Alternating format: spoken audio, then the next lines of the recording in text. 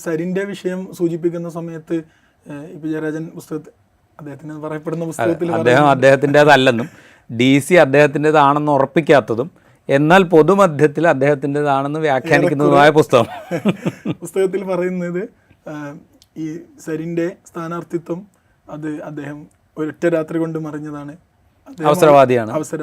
അദ്ദേഹം അവിടെ പറയുന്നത് ഏതായാലും തെരഞ്ഞെടുപ്പിന് മുമ്പ് ഇത് പ്രസിദ്ധീകരിക്കാൻ സാധ്യതയില്ലല്ലോ, തെരഞ്ഞെടുപ്പിന് ശേഷമെങ്കിലും ഇത് പറയണമല്ലോ എന്നൊരു പ്രത്യേക ഒരു നിബന്ധന ചേർത്തിട്ടാണ്.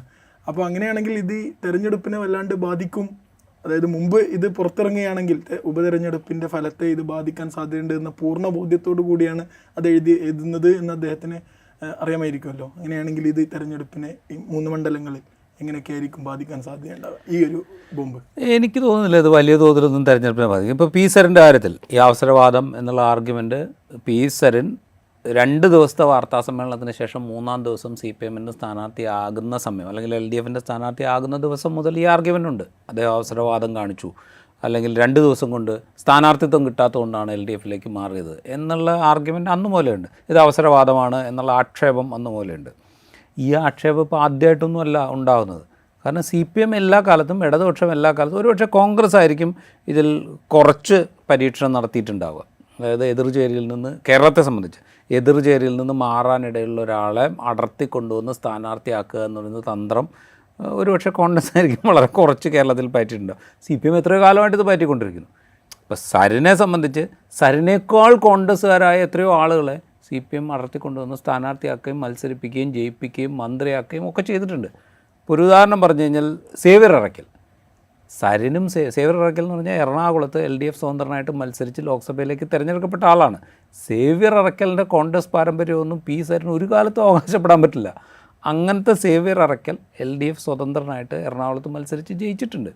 അതുപോലെ TK ഹംസ കോൺഗ്രസ് നേതാവായിരുന്നു. അവിടെ നിന്ന് ഇറങ്ങി വന്നിട്ടാണ് TK ഹംസ CPMൻ്റെ സ്ഥാനാർത്ഥിയാവുന്നത്, പിന്നീട് CPM അംഗമാവുന്നത്, CPMൻ്റെ സ്റ്റേറ്റ് കമ്മിറ്റി മെമ്പറാവുന്നത്, മന്ത്രിയാവുന്നത്, ഇപ്പോൾ പിന്നീട് വഖഫ് ബോർഡിൻ്റെ ചെയർമാൻ, ഏതൊക്കെ പദവികൾ. അങ്ങനെ എത്ര കോൺഗ്രസ്സുകാരെ നമുക്ക് കാണാം CPMൻ്റെ. ഇതിൽ ചില ആളുകൾ തിരിച്ചു പോയിട്ട്, ഇപ്പോൾ മനോജ് കുരിശിങ്കൽ എന്ന് പറയുന്ന ഒരു സ്വതന്ത്രൻ, അദ്ദേഹം എസ്റ്റാബ്ലിഷ്ഡ് ആയിട്ടുള്ള കോൺഗ്രസ്സുകാരനൊന്നും ആയിരുന്നില്ല. പക്ഷേ മനോജ് കുരിശിങ്കൽ എന്ന് പറയുന്നൊരു, ഇപ്പോൾ EP ജയരാജൻ അതിൽ പറയുന്ന അപകടം, സ്വതന്ത്രന്മാരെ നിർത്തുമ്പോൾ അപകടം നമ്മൾ തിരിച്ചറിയണം എന്നുള്ളതാണ് അദ്ദേഹം ഉന്നയിക്കുന്നത്. ഇത്തരം അവസരവാദം ഉപയോഗിച്ചുകൊണ്ട് ഇവിടെ വരികയും പിന്നീട് എതിരാവുകയും ചെയ്യുന്ന ആളുകൾ. ഇപ്പോൾ മനോജ് കുരിശിങ്കൽ, KS മനോജ് എന്ന് പറയുന്നൊരു സ്ഥാനാർത്ഥിയെ ആലപ്പുഴയിൽ മത്സരിപ്പിക്കുന്നു. അദ്ദേഹം ആദ്യത്തെ തിരഞ്ഞെടുപ്പിൽ വിജയിക്കുന്നു. 2ാമത്തെ തിരഞ്ഞെടുപ്പിലും അദ്ദേഹം വിജയിച്ചു എന്ന് എൻ്റെ ഓർമ്മ ശരിയാണെങ്കിൽ അദ്ദേഹം വിജയിച്ചു എന്നാണ് എനിക്ക് തോന്നുന്നത്. അത് സബ്ജക്റ്റ് ടു കറക്ഷൻ. എന്താണെങ്കിലും പിൽക്കാലത്ത് അദ്ദേഹം CPM വിട്ടു പോകുന്ന കാഴ്ച നമ്മൾ കണ്ടു, ഇടതുപക്ഷം വിട്ടു പോകുന്ന കാഴ്ച, ഇടതുപക്ഷത്തെ വിമർശിക്കുന്ന ഇത് സ്വതന്ത്രന്മാരുടെ കാര്യത്തിൽ മാത്രമല്ല, CPM അംഗങ്ങളുടെ കാര്യത്തിൽ നിങ്ങളൊന്ന് ആലോചിച്ച് നോക്കുക. AP അബ്ദുള്ളക്കുട്ടി കണ്ണൂർ ലോക്സഭാ മണ്ഡലത്തിൽ, അത് അദ്ദേഹത്തിൻ്റെ ആത്മകഥയിൽ പറയുന്നുണ്ട്, AP അബ്ദുള്ളക്കുട്ടിയെ അവിടെ മത്സരിപ്പിച്ച് ജയിപ്പിക്കുമ്പോൾ ഞാൻ അവിടെ ജില്ലാ സെക്രട്ടറി ആയിരുന്നു എന്ന് EP ജയരാജൻ അദ്ദേഹത്തിൻ്റെ ആത്മകഥയെന്ന് പറയപ്പെടുന്ന പുസ്തകത്തിൽ അദ്ദേഹം നിഷേധിക്കുകയും പറയപ്പെടുകയും ചെയ്യുന്ന, നമ്മൾ വായിച്ചു കഴിഞ്ഞാൽ ആണ് എന്ന് നമുക്ക് ബോധ്യപ്പെടുകയും ചെയ്യുന്ന ആ പുസ്തകത്തിൽ പറയുന്നുണ്ട്. AP അബ്ദുള്ളക്കുട്ടിയെ അവിടെ മത്സരിപ്പിച്ച് ജയിപ്പിക്കുമ്പോൾ ഞാൻ അവിടെ ജില്ലാ സെക്രട്ടറി ആയിരുന്നു. അതൊരു വലിയ നേട്ടമായിട്ട് അദ്ദേഹം പറയുന്നുണ്ട്. AP അബ്ദുള്ളക്കുട്ടിക്ക് എന്താണ് സംഭവിച്ചത് എന്ന് നമുക്കറിയാമല്ലോ. AP അബ്ദുള്ളക്കുട്ടി പിന്നെ കോൺഗ്രസ്സിൽ പോയി കോൺഗ്രസ് സ്ഥാനാർത്ഥിയായി മത്സരിച്ച് ജയിച്ചു. എങ്ങനെയാണ് AP അബ്ദുള്ളക്കുട്ടിയെ CPM പുറത്താക്കുന്നത്? 2002 ഗുജറാത്ത് വംശഹത്യാ ശ്രമത്തിന് നേതൃത്വം വഹിക്കുകയോ അധ്യക്ഷം വഹിക്കുകയോ ചെയ്തു എന്ന് പറയുന്ന നരേന്ദ്രമോദിയെ പ്രശംസിച്ചതിൻ്റെ പേരിലാണ് AP അബ്ദുള്ളക്കുട്ടിയെ CPM പുറത്താക്കുന്നത്. ആ AP അബ്ദുള്ളക്കുട്ടിയെ കോൺഗ്രസ് മത്സരിപ്പിച്ച് അവിടെ MLA ആക്കി. പിന്നീട് കോൺഗ്രസിൽ നിന്നും പോയി അദ്ദേഹം BJPയിൽ ചേർന്നു. ഇപ്പോൾ BJPയുടെ അഖിലേന്ത്യാ ഉപാധ്യക്ഷനോ അങ്ങനെ എന്തോ ഒരു പദവിയിൽ AP അബ്ദുള്ളക്കുട്ടിയുണ്ട്. അപ്പോൾ ഇവിടെ സ്വതന്ത്രന്മാരെ കൊണ്ട് ചാഞ്ചാട്ടത്തെക്കുറിച്ച് സംസാരിക്കുന്ന EP ജയരാജൻ അവിടെ താൻ ജില്ലാ സെക്രട്ടറി ആകുമ്പോൾ മത്സരിപ്പിച്ച് ജയിപ്പിച്ച് AP അബ്ദുള്ളക്കുട്ടിയെക്കുറിച്ച് എന്ത് പറയും? ഈ കോൺട്രഡിക്ഷൻ അവിടെ ഉണ്ട്. പക്ഷേ ജയരാജൻ പറയുന്നത് വസ്തുതയല്ല എന്ന് നമുക്ക് പറയാനും പറ്റില്ല.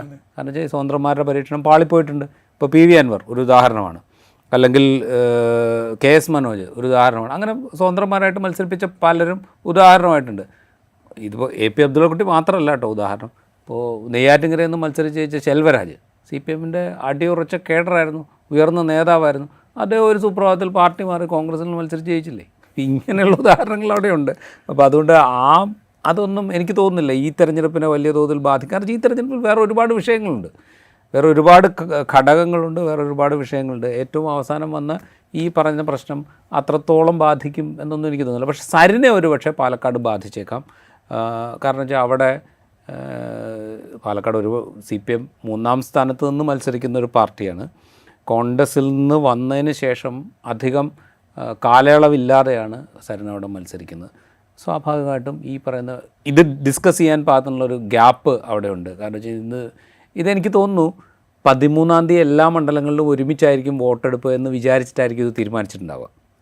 അതായത് ഈ പുസ്തകം പ്രസിദ്ധീകരിക്കുന്ന തീയതിയും ഇതിൻ്റെ പ്രധാനപ്പെട്ട ഭാഗങ്ങൾ എന്ന് ലീക്ക് ചെയ്ത് കൊടുക്കണം എന്ന തീയതിയും തീരുമാനിച്ചിട്ടുണ്ടാവുക.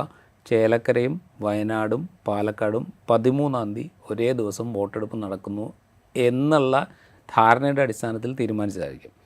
ഈ പാലക്കാട്ടെ തെരഞ്ഞെടുപ്പ് പിന്നീട് ഇലക്ഷൻ കമ്മീഷൻ മാറ്റിവെക്കും എന്നുള്ളത് ഒരു പക്ഷേ അറിഞ്ഞിട്ടുണ്ടാവില്ല, അല്ലെങ്കിൽ അങ്ങനെ പ്രതീക്ഷിച്ചിട്ടുണ്ടാവില്ല. അതിൻ്റെ അടിസ്ഥാനത്തിലായിരിക്കും ഇത്. നമ്മളിപ്പോൾ ഇന്നല്ലേ ഈ വാർത്ത കേൾക്കുന്നത്. ഈ പറയുന്ന ഭാഗങ്ങളൊക്കെ ഇന്നലെ ലീക്ക് ചെയ്ത് കൊടുത്തിട്ടുണ്ട്. അതായത് അത് ലീക്ക് ചെയ്ത് കൊടുത്തിരിക്കുന്ന കേന്ദ്രം ഏതാണെന്നും അത് എങ്ങനെയാണെന്നും ഒക്കെ എല്ലാവർക്കും അറിയാം. അത് പ്രസിദ്ധീകരണശാലയുമായി ബന്ധപ്പെട്ട വളരെ ക്രെഡിബിളായിട്ടുള്ളൊരു സോഴ്സിൽ നിന്നാണ് അത് എല്ലാവർക്കും ലീക്ക് ചെയ്തിട്ടുണ്ട്. ഇന്നലെ ലീക്ക് ചെയ്ത് കിട്ടിയിട്ടുണ്ട്. അത് ഇന്ന് പ്രസിദ്ധീകരിച്ചാൽ മതി എന്നുള്ള തീരുമാനത്തിലേക്ക് പ്രസാധകശാലയാണോ എത്തിയത് അതോ മാധ്യമങ്ങളാണോ എത്തിയത് എന്നുള്ള കാര്യത്തിൽ മാത്രമേ എനിക്ക് തർക്കമുള്ളൂ. അപ്പോൾ ഇത് വളരെ വളരെ വളരെ എന്താ പറയുക, സമർത്ഥമായ ആസൂത്രണം ചെയ്തൊരു പരിപാടിയാണ് എന്നുള്ളതിലൊരു തർക്കമല്ല. അതിൽ രാഷ്ട്രീയമാണോ മാർക്കറ്റിംഗ് ആണോ മുഖ്യം എന്നുള്ളതിൽ എനിക്ക് സംശയമുള്ളൂ. രാഷ്ട്രീയമായാലും മാർക്കറ്റിംഗ് ആയാലും ഗൂഢാലോചന ഉണ്ട് എന്നുള്ളതിൽ നമുക്ക് സംശയം. ഇത് ഗൂഢാലോചനയാണെന്ന് ഞാൻ പൂർണ്ണമായിട്ട് പറയില്ല. ഇതൊരു മാർക്കറ്റിംഗ് സ്ട്രാറ്റജിയാണ്, അല്ലെങ്കിൽ ഇതൊരു പൊളിറ്റിക്കൽ സ്ട്രാറ്റജിയാണ്. ഇതൊരു ഗൂഢാലോചന എന്ന് പറയാൻ പറ്റില്ല. കാരണം വെച്ചാൽ ഇതൊരാൾ എഴുതി കഴിഞ്ഞിട്ടുണ്ട്, അത് പ്രസിദ്ധീകരിക്കാൻ തീരുമാനിച്ചിട്ടുണ്ട്. പ്രസിദ്ധീകരിക്കുന്ന ആരെ ഏത് എന്നുള്ളതൊക്കെ വേറെ പ്രശ്നം. പക്ഷേ ഒരാൾ എഴുതി കഴിഞ്ഞിട്ടുണ്ട്, പ്രസിദ്ധീകരിക്കാൻ തീരുമാനിച്ചിട്ടുണ്ട്.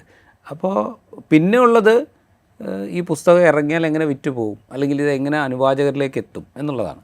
അതിന് സ്വീകരിക്കേണ്ട ഒരു തന്ത്രം എന്നുള്ളതേ ഉള്ളൂ. ഞാനിതിനെ ഗൂഢാലോചന എന്ന് പറയില്ല.